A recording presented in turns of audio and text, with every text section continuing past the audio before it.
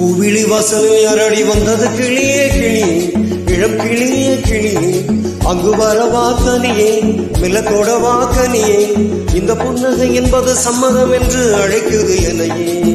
பூவிழி வாசலில் யாரடி வந்தது கிளியே கிளி, இளம் கிளியே கிளி, அங்கு வரவா கனியே, மிளகோடவா கனியே, இந்த புன்னகை என்பது சம்மதம் என்று அழைக்குது எனையே.